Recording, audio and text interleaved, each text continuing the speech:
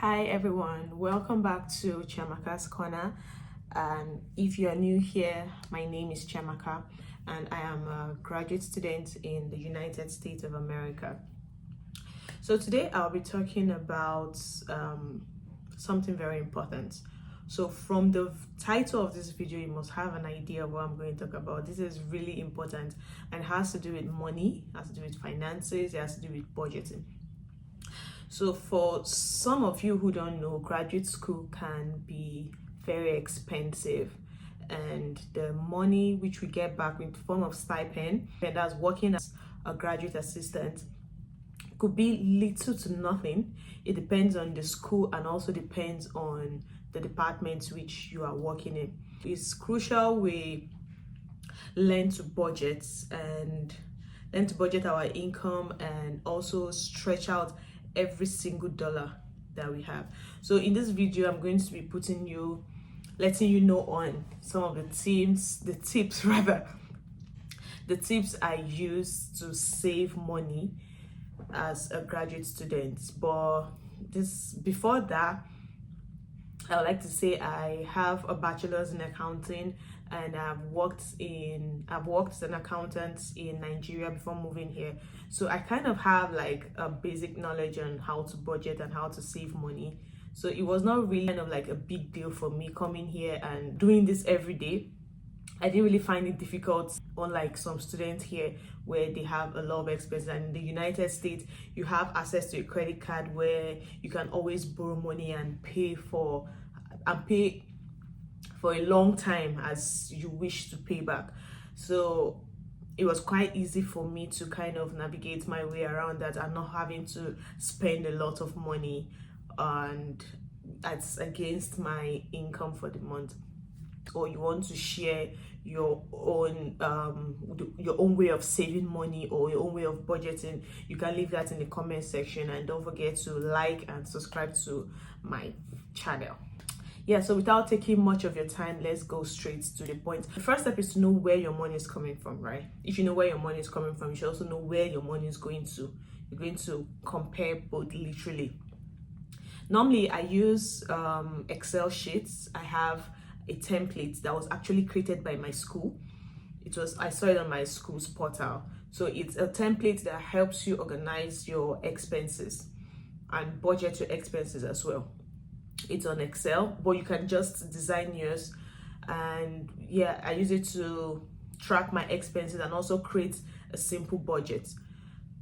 Okay, so then in my Excel sheet, I categorize my expenses as against the most important. So the most important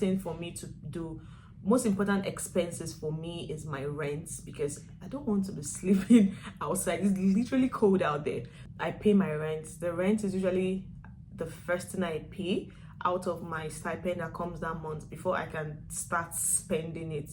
So I usually pay my rent on the first day of each month. So for those of you who don't know, in the US, we pay our rent and our bills on a monthly basis, unlike in Nigeria where we pay yearly. Yeah.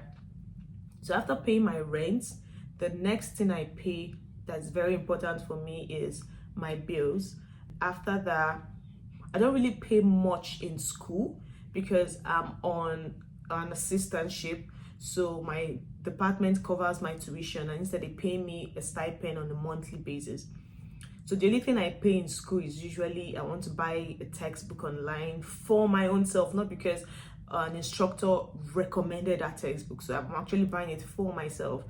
That's when I buy online. And then there's some just very little departmental due that I pay, which is like $10. It's not really much. And so the next thing on my list is grocery shopping.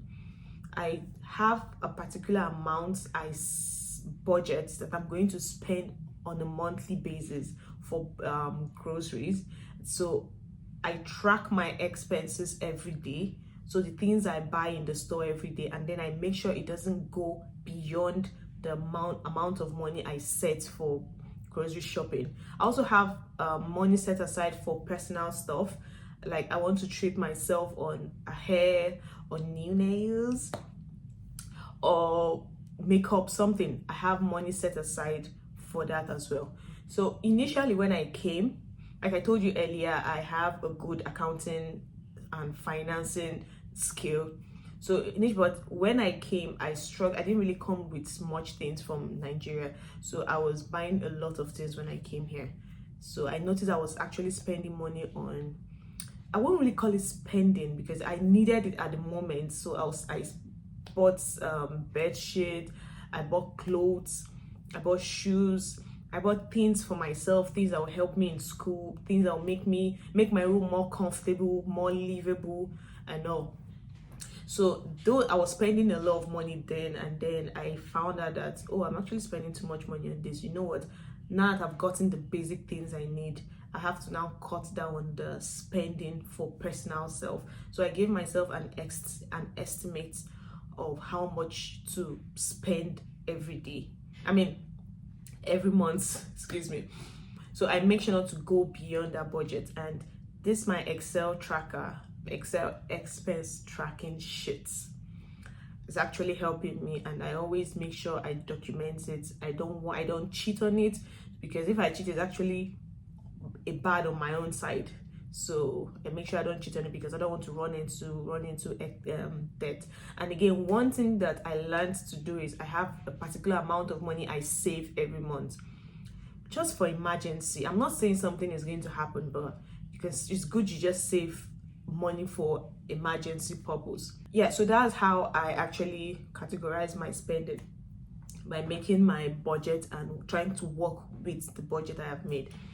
And another thing to do as a graduate student to actually cut costs is actually to cook, because you need to cut down on food, on buying takeout or eating out. It's actually very expensive to eat out here for graduate students. Really, yeah, it's more expensive to eat out, so it's better you just go to the store and buy your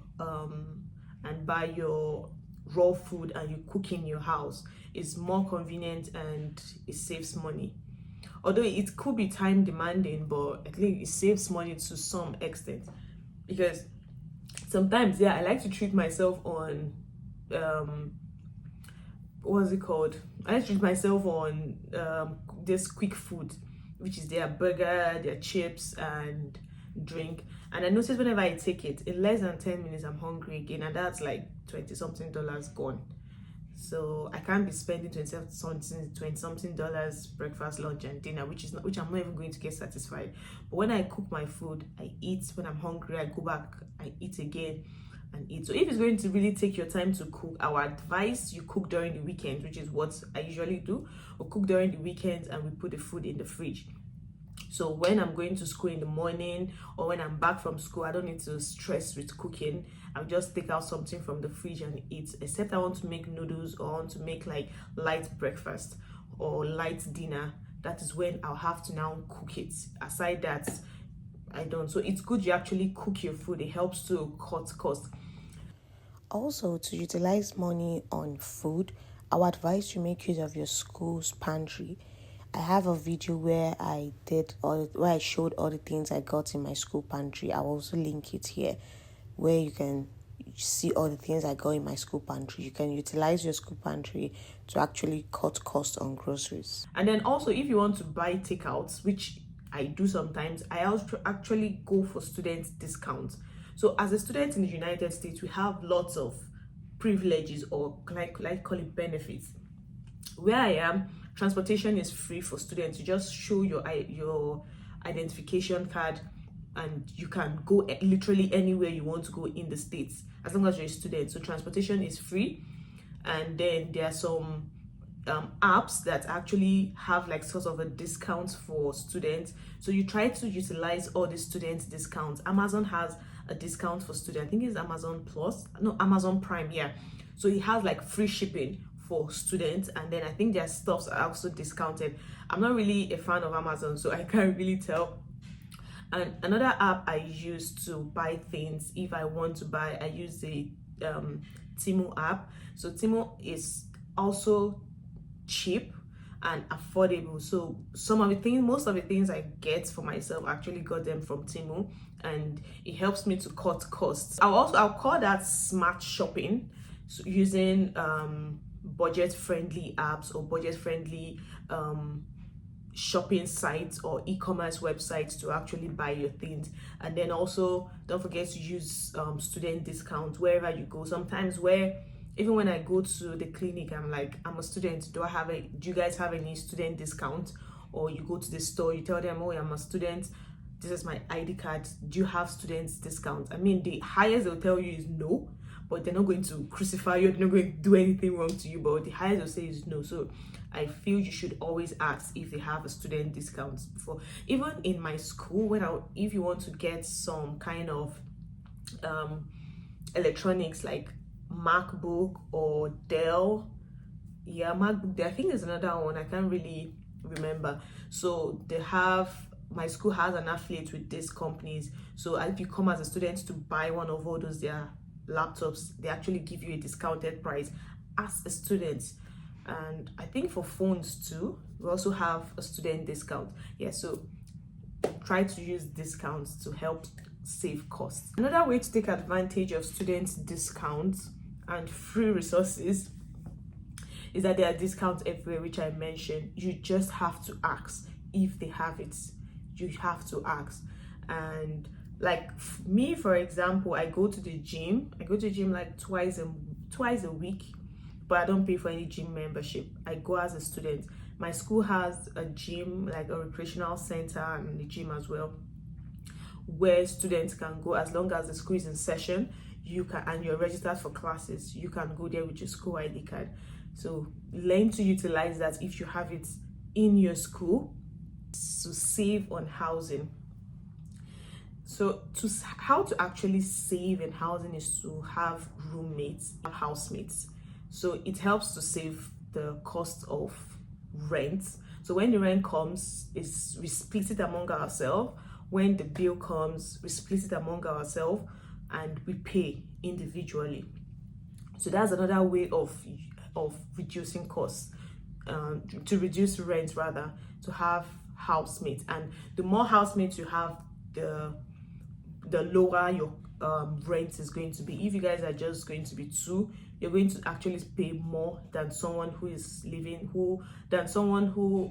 three or four in an apartment. And I also advise, when you're getting an apartment, you're getting a housemate or you're getting a roommate, you should go for someone kinda like, if you've been in the country for a while, you should go for someone But if you're new, from what I've been hearing, I would advise you also go for new students as well. So if you're coming in new, you go for housemate or roommates of someone who is still new, so that you guys can go through the whole new process together.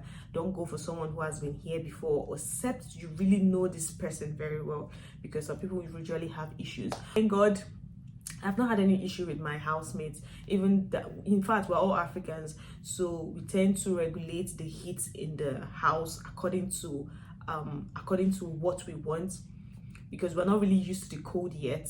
So our house is usually very warm. We pay for it, but the house is usually very warm.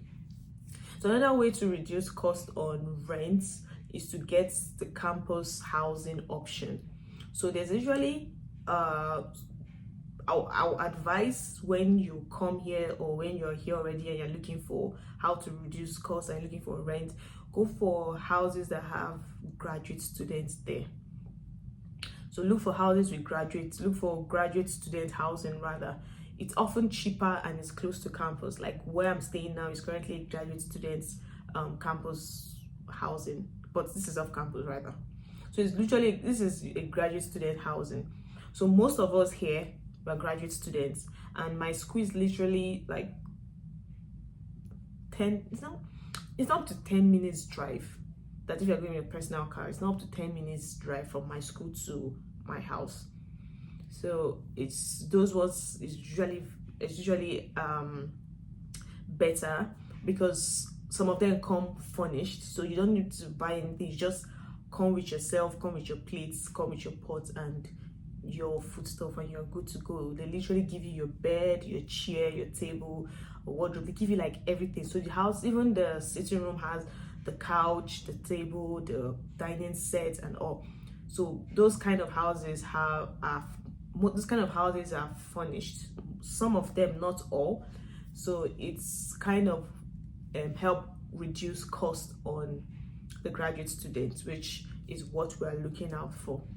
Many universities offer free or low cost resources like printing, transportation, or even fitness center, which is what I've mentioned earlier. So in my apartment, we also have a gym in my apartment, which is free for people in here, definitely. Then they have a kind of like a study center. They also have a printer there. I can go there and print anything I want for free. There's a paper there. I can print anything I want for free. And I also print in my office as well. So I don't really have issues with printing. But if you don't have all this access, you should ask wherever you are, is there a student discount where you have to pay less? And most times when you want to pay less for printing, I would advise you print in your school library, because in my school library it is very cheap, like literally nothing. You're actually paying nothing to print anything you want to print. Okay, I also want to talk on transportation to reduce cost. Yeah, in the US, having a car is a necessity, it's not a luxury. I know you've heard that so many times from other students, other graduate students. It's actually a necessity. But if you have a car, it is actually more expenses, more liabilities to yourself. Your car can break down at any time, and then you have to fix it. You have to pay insurance monthly. You have to pay for parking. Like in my apartment, you pay parking every month. You have to pay to park in the parking lot every month. And then in school, you also have to pay for parking to park. If you park where you're not supposed to park, or you park there and you didn't pay to park there, your car will be towed. And when your car is towed, you have to pay like $200 to get it back. And you have to go to the towing company and take it yourself. So you're going to probably use a lift, or anyhow you want to transport yourself there and take it. So a car is a necessity, but at the other hand, it's also a liability because of all the expenses attached to it. So, and also lift could be expensive. I use lift, but I don't really always use a lift. So most times I use the public transportation, but sometimes it can be annoying because a journey that is supposed to take me, probably I want to go to the store and I'm not supposed to spend like more than 2 hours there. I can actually spend 4 hours, because going there with the public transport, buying what I want to buy, then have to wait for the bus again, because this bus are timed, and when you miss anyone here, you have to wait like 1 hour before the next one comes, or most times 30 to 45 minutes before the next one will come. So most times I tend to miss a bus and have to spend a lot of time out. And also, if you want to move around, you could have friends that own a car and they can drive you. But me personally, I don't like to stress people and always ask them, please, can you give me a ride to the store? Can you give me a ride to this place? I hardly do that, so I just tend to use the bus, the public bus. It's actually called a cat bus here, but I actually use the public bus. Or if it's something that I don't really know how to navigate my way, probably I have to go with like 3 buses, and I don't really know how to do that bus thing. I just use a lift there. Yeah, that's another way to save money on transportation. You either use the public transport, or you use a friend's car. Because owning a car, it's a liability, and at the same time, it's a necessity though, but it's a liability. So you can own a car. I won't advise you to get a car like your first year in the US, because that period now you're trying to save up money, you're trying to settle in, you're trying to do everything. And the good thing is, when you stay in the US in your school, there's usually an African or a graduate student community where you can join, and there they'll tell you if you need a ride, you can always literally call anyone there. And if the person is available, the person can give you a ride. If not, they can assign you to someone to give you a ride. Like sometimes when they host an event, They actually create a Google sheet for those of us who don't have rides but would need a ride to the place. Yeah, so they create a Google sheet for us, and we're all assigned drivers. So they literally come to front to our apartments and pick us, and at the end of the event they drop us home. So just find those communities and make yourself available. Okay, let me not bore you too much. So the last thing I'm going to say to save money is to cancel unnecessary subscriptions that you have. If you notice you bought an app and you notice you are paying monthly on it and you're not using it, please just cancel it, because here every dollar counts. So please cancel all those unnecessary subscriptions you're not using. Or if you have like 5 streaming services, I don't think you need 5. 1 should be enough for you, or 2 should be enough for you. And you don't really need distractions because you're a student and that is your priority here. Also, unnecessary movements. They said, well, out to me, outside is expensive. So going out a lot could, if it's not necessary, please, I will advise to cut it off, because you end up spending a lot of money which you didn't budget to spend. And also look out for cashbacks or reward apps for every purchase you do. So when you are purchasing something, especially with your credit card, also look out for cashback. Cashback is where they give you a particular a percentage of your money back after spending a particular amount of money. They give you a percentage back. So yeah, that's basically all I have for this for this video rather. And please, when you do your budget, which was the first thing I said, when you do your budget, please be consistent with it. You can use anything you want, any app you want to use, or any way, any method you want to use to track your expenses, but please track your expenses on a daily basis, and at the end of the day you will see what you spend monthly. No, you see what you actually spend weekly, and then you can see what you actually spend monthly, and then you compare it against your income. Are you spending more than your income, or you're spending just at par with your income?